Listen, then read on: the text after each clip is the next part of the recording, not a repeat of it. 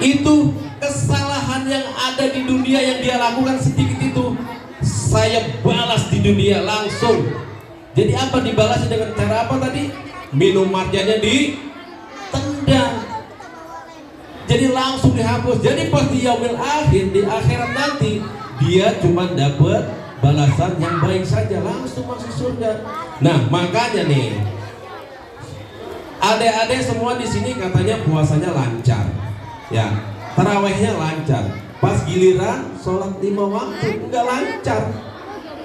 Sama juga bohong.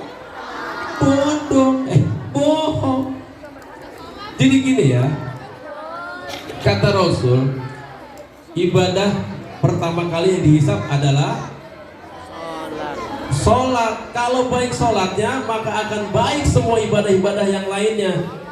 Makanya sholat 5 waktunya jangan sampai ditinggal. Kalau misalkan adik-adik puasa full 1 bulan, kalau yang wayang-wayang gini mah kan masih belum itu tuh, ya kayak ibu-ibu yang ini kan udah pada anu tuh. Pokoknya kalau ibadah puasanya jalan tapi sholatnya enggak dilakukan, itu percuma. Ibarat kata kalau sholat itu ibadahnya tuh nilainya 1. Kalau yang lain itu ibadahnya nilainya 0, cuma 0 ada 3, ada 14, ada berapa cuma 4. Tapi kalau misalkan nggak ada angka satunya, kira-kira berguna nggak tuh 0 yang banyak tadi? Enggak kan? Nah tapi kalau di depannya ada angka 1, yang tadi misalnya ada angka 1, 0 yang di belakang ada 3, jadi 1000 pahalanya. Yang ada 15 jadi banyak. Saya nggak tahu hitungannya berapa tuh. Jadi ya adik-adik, hei, nah, jadi tahu ya, ingat ya, ibadah puasanya rajin boleh, bagus. Tarawehnya boleh, rajin, bagus. Tapi yang 5 waktunya harus terus kita jalanin, bener nih. Kamu namanya siapa yang ngomong jalanin? Mana tadi? Rehan. Oh, Rehan ya. Rehan calon Ustadz. Amin. Jadi tetap ya, ingat ya, harus dijalanin sholat 5 waktunya ya. Oke. Ini saya barusan baru mukadimah nih, ceramahnya belum. Baru mulai nih ya. Mohon maaf ini Bu ya, baru mulai ceramah Bu ya. Yang tadi mah baru mukadimah kita ya. Nggak aus kan ya? Nggak aus ya? Iya, nggak aus. Kita baru mulai ceramah nih. Ya, kelar-kelar kira-kira jam 4:30 lah. Kata Rasul melalui hadisnya yang diriwayatkan oleh Tirmizi, Ibnu Majah dan Ahmad melalui Abu Hurairah radhiyallahu anhu. Rasulullah itu pernah bilang gini, ada 3 golongan orang yang kalau doa itu langsung dikabul sama Allah Subhanahu wa taala. Mau tahu? Yang pertama, apa yang pertama? Yang pertama bukan amin ya, yang pertama ya. Entar yang kedua lagi itu lagi ya. Yang satu katanya amin, yang kedua optimis. Yang ketiga sunset. Bukan, itu beda. Ini mah bukan yang itu. Ibu-ibu mau tahu banget kemarin dapat amplop dia 200.000 buat beli beras. Yang pertama adalah doanya pemimpin yang adil. Di sini ada yang mau jadi presiden? Angkat tangan yang mau jadi presiden. Amin ya Allah, amin. Di sini ada yang mau jadi menteri? Angkat tangan yang mau jadi menteri. Nah, di sini ada yang mau jadi RT. Wah, anak RT, bagus. Gak apa-apa, itu juga sama pemimpin ya, bener gak? Iya, RT. Iya. Jadi pemimpin yang adil itu seperti apa? Pemimpin yang adil itu adalah dia itu nggak pernah mikirin dirinya sendiri. Emang nggak punya pikiran kali? Bukan. Jadi dia itu memikirkan rakyatnya. Ini rakyatnya gimana? Susah apa kagak? Kalau dia susah dibantuin. Kepentingan umum, kepentingan masyarakatnya diutamain. Terus juga dia ibadahnya rajin, nggak pernah melanggar aturan agama. Dia kagak pernah dapat itu lagi aja Bu, maaf ya Bu, bercanda Bu. Kalau bingkisan mah serius. Jadi dia tuh selalu gubernur, menteri atau presiden sekalipun, kalau dia doanya nggak dikabul, berarti dia adalah pemimpin yang tidak Udah. Nah, itu yang pertama. Kemudian apa kata Rasul yang kedua? Siapa golongan orang yang doanya dikabul oleh Allah Subhanahu wa taala? Adalah orang yang berpuasa sampai dia berbuka. Nah, di sini masih semua puasa kan semua? Alhamdulillah. Ini ada dua pendapat ulama yang berbeda. Yang pertama, doa orang yang berpuasa sehingga dia berbuka, kapan waktu mustajabahnya dia doa itu dikabul sama Allah Subhanahu wa taala? Ada ulama yang mengatakan pada saat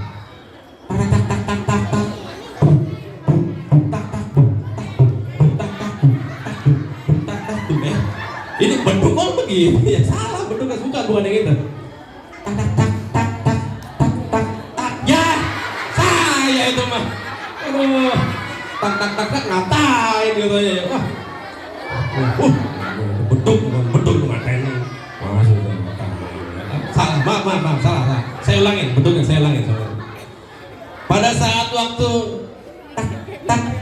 tak mau mana tak? Ya, tidak lagi. Tak.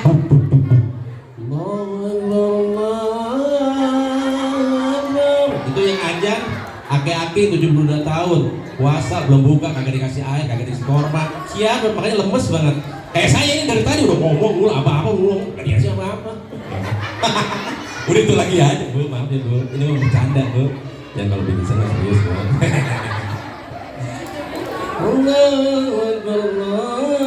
Nah itu buka tuh. Nah kalau di sini kalau udah dengar ajan gitu apa yang dilakukan? Coba minum terus makan, nggak baca doa.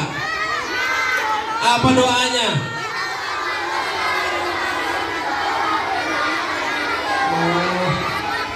Nah nih diajarin sama Ustaz nih.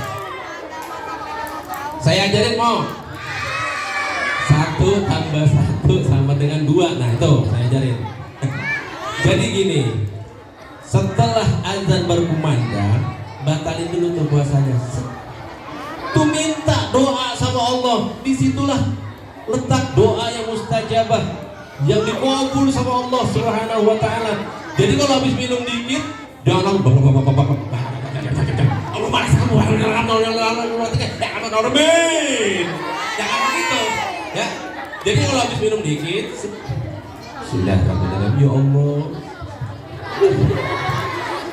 ampuni dosa saya Allah, baju belum kebeli, sedang baru sebelah, ya Allah, biar bapak saya dapat THR buru-buru. Nah ini ngomong itu, orang nggak bergirang banget sih saya. Orang lagi sedih, ya orang lagi sedih ya, ditawain, sedih mau sedih. Ya Allah, itu minta yang paling hebat, karena kata Allah, kalau minta sama saya itu nih, Allah yang ngomong nih, kalau minta sama saya itu perkara yang berat, jangan yang enteng-enteng. Jangan minta dibilang, ya Allah, saya demen dong sama tukang kameramen. Jangan begitu, itu mah cemen itu mah. Jadi gampang membolak-balikan hati itu bagi Allah itu perkara mudah. Tapi minta perkara yang sulit sekalipun Allah akan kabul doa kita. Yaitu tadi misalkan, ya Allah, ampunilah dosa saya. Mak saya banyak dosa, ngomongin tetangga. Dikit-dikit tetangga diomongin, entah yang kakinya hitam tadi. Ya, hitam lagi aja. Ada. Nah, itu ya. Jadi minum dulu sedikit, doa yang banyak. Tuh, makan korma tuh. Korma, kata Rasul kalau makan korma harus ganjil. Ya, tapi ganjil jangan 71. Katanya, saya mau menjalani sunnah Rasul Ustaz. Loh bagus, saya mau makan korma dulu Ustaz. Iya, ganjil ya Ustaz. Iya, ganjil. Wah, 70, 71, 115. Udah kenyang duluan itu mah. Itu namanya bukan puasa, punya penyakit mahruk. Iya, mahruk itu mah ya. Nah, jadi itu. Terus apa kata ulama yang berbeda pendapat tadi? Waktu mustajabah bagi orang yang berpuasa sehingga dia berbuka atau sampai dia berbuka adalah pada saat berkumandang azan subuh ya, berpuasa itu ya, mulainya ya. Kalau orang dulu tuh bilang, kalau udah ada yang bilang di masjid musola, ya Allah, warga, insaf, buru-buru, tutup, minum air, buru-buru, imsak. Bukan begitu. Jadi imsak itu adalah aba-aba, ode, aba-aba ya. Jadi hati-hati nih, imsak itu adalah 10 menit mau adzan subuh, dimulainya kita berpuasa Ramadan. Jadi kalau udah ada imsak, kalem aja. Wah, ini udah 10 menit lagi nih. Siap-siap, kita mandi buat berangkat ke masjid atau musola. Yang laki-laki jangan sarung digulung-gulung, dipanjangin. Nah ini kalau sholat kayaknya digubangin, ya kita lagi. Aduh salah. Pengen banget nyontohin kayak dia nih. Nih, dia mah rambutnya panjang ya. Kita pengen banget begitu. Agak ada juga. Aduh, ampun dah. Kemarin padahal saya udah beli obat mahal itu buat nungguin rambut.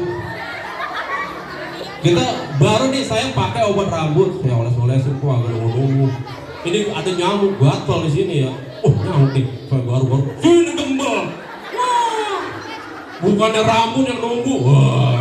Bulu unyu. Aduh. Nah, kembali lagi ke hadis yang kedua tadi, doa orang yang diijabah, yang dikabul oleh Allah Subhanahu wa taala adalah orang yang berpuasa sampai dia berbuka. Nah, waktunya itu dari berkumandang azan sampai dengan azan maghrib, azan subuh ke azan maghrib. Itu doanya itu mustajabah. Jadi ada dua pendapat ya. Jadi silakan adik-adik, ibu-ibu banyak banget sih. Bawa bapaknya mana sih ya? Aduh, saya kan kalau godain enakan godain bawa bapak. Iya. Kalau ibu-ibu mah enggak. Ntar kaki saya dikatain hitam lagi. Itu doa yang kedua. Apa? Doa yang kedua yang dikabul Allah Subhanahu wa taala. Kemudian ini bersangkutan dengan teman-teman yang ada di sekolah biasanya nih. Adik-adik yang ada di sekolah-sekolahan nih. Ini apa doa yang ketiga? Kata Rasul, doa orang yang dizolimi nih, suka ngebully temennya. Siapa di sini suka ngebully temennya? Siapa yang suka ngebully? Hah? Nah, tuh, pada tunjukkan nih. Hah? Siapa nih? Siapa yang tahu dulu? Yang mana? Yang mana? Jadi orang yang dizolimi, kalau bahasa di sekolah itu dibully nih. Orang kalau udah dibully, itu doanya dikabul sama Allah Subhanahu wa taala. Hati-hati. Dia dizolimi. Kalau orang udah dizolimi, doanya dikabul sama Allah Subhanahu wa taala. Kata hadis yang lain itu, kalau ada orang yang dizolimi, dia berdoa, dia ngomong aja, enggak berdoa, ngomong aja, itu langsung didengar sama Allah Subhanahu wa taala. Padahal di dalam Quran surat An-Nisa ayat 148 Allah berkata, Allah itu sangat membenci perkataan kalimat yang buruk, yang suka ngata-ngatain orang, jelek-jelekin orang. Pokoknya kalimat yang buruk itu Allah benci. Nyumpahin orang itu Allah benci. Tapi kalau kalimat tersebut keluarnya dari mulut orang yang dibully, orang yang dizolimi, itu dikabul. Mau nanti misalkan temennya kamu bully, tiba-tiba dia ngomong, ya Allah, kagak mau tabrak kereta itu dia. Nah, tuh kan biasanya kalau orang Betawi begitu ya, kan cuek banget tuh, kamu tabrak kereta lu. Nah, begitu tuh biasanya tuh, begitu bu ya. Bahasanya ini yang penting. Yang penting bingkisan dulu. Dulu nih, saya mau cerita lagi nih. Zaman dulu ada seorang polisi pinggir pantai, penjaga pantai. Wow, gagah, keren. Tapi masih kalah kerennya sama saya. Dia mah jadi keren. Paling kayak si Iqbal deh. Badannya gede, tinggi. Kayak Binaragoan, kenal nggak sama Engkong Rai? Engkong Rai. Kalau dulu waktu kecil namanya Ade Rai. Kalau sekarang karena dia udah tua jadi panggilannya Engkong Rai. Karena udah tua, Ya, kalau dulu masih muda, panggilannya Aderai. Nah dia gede nih, pakai seragam. Wah, ngontrol dia di pinggir pantai. Wah. Nah tiba-tiba ada seorang nelayan. Dia lagi mancing. Asal mancing ngaruh tuh betok. Tuh gabus. Emang di laut ada gabus? Nggak ada ya. Ini dia dapat ikan banyak. Dapat ikan banyak. Terus si polisi tadi tuh menghampiri si nelayan barusan. Wih, Mbak, dapat banyak nih. Iya Pak, alhamdulillah.